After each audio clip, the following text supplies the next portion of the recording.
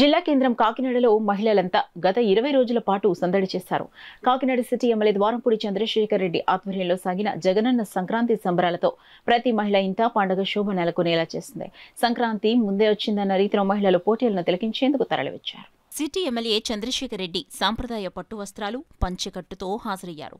ఇక పోటీల ప్రాంగణం వద్ద సంక్రాంతిని తలపించేలా గంగిరెద్దులు, హరిదాసులు, చిలక జోష్యాలను ఏర్పాటు చేశారు. వీటిని తిలకించేందుకు నగర ప్రజలంతా పెద్ద ఎత్తున తరలివచ్చారు. ఆటల్లో పోటాపోటీ నిత్యం క్షణం తీరిక లేకుండా బిజీగా గడిపే మహిళలంతా తమలోని నైపుణ్యతను జగనన్న సంక్రాంతి సంబరాలు వేదికగా చాటి చెప్పారు.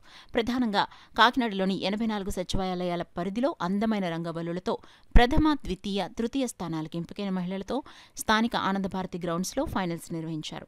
ఎంపీ వంగ గీత, ఎమ్మెల్యే సతీమణి Dwarampudi Mahalakshmi, MLC Kari Padmasri, KUDA chairperson Chandrakala Deepti, AMC chairperson Pasupuleti తదితర మహిళా నేతలు పోటీల్లో పాల్గొన్న మహిళలను ఉత్సాహపరిచారు.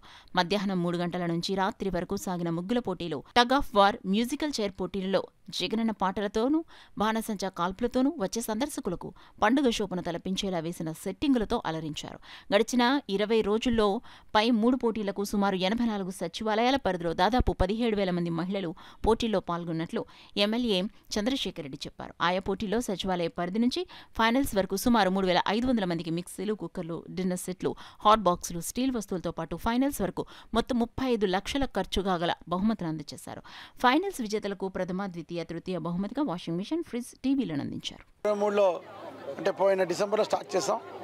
కరెక్ట్గా 10 రోజులు ఈ సంక్రాంతి సంబరాలని కాకినాడ పట్టణాలు చేయాలని నిర్ణయం తీసుకుని సుమారు 35 లక్షల రూపాయల ఖర్చుతో 3,100 మందికి గిఫ్ట్లు ఇచ్చి ఈరోజు మెగా ఈవెంట్ని, మెగా ఫైనల్ కూడా ఆర్గనైజ్ చేయడం జరిగింది. చాలా సంతోషంగా పండగ వాతావరణంలో మహిళలందరూ కూడా పాల్గొనేది కేవలం మహిళల కోసం పెట్టినటువంటి గేమ్స్. మ్యూజికల్ చైర్స్ పెట్టాం, తగ్గాపారు పెట్టాం, ముగ్గులు పోటీలు పెట్టాం. అందరూ కూడా చాలా బాగా పార్టిసిపేట్ చేసి ఫైనల్స్కి అన్ని టీంలు కూడా వచ్చినాయి.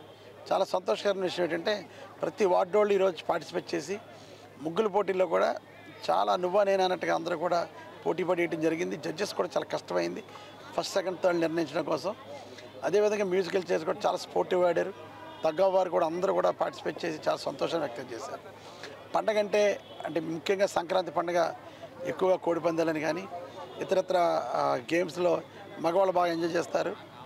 ఈ ముందుగానే పండగ కంటే ముందు మహిళలు ఆనందంగా ఉండాలి, మహిళల కోసం ఒక గేమ్స్ ప్లాన్ చేయాలనే ఆలోచనతో మా వైఎస్ఆర్ పార్టీ నాయకులందరూ కూడా కలిసి ఈ యొక్క గేమ్ని ఈ యొక్క ఆటల పోటీలు పెట్టడం జరిగింది.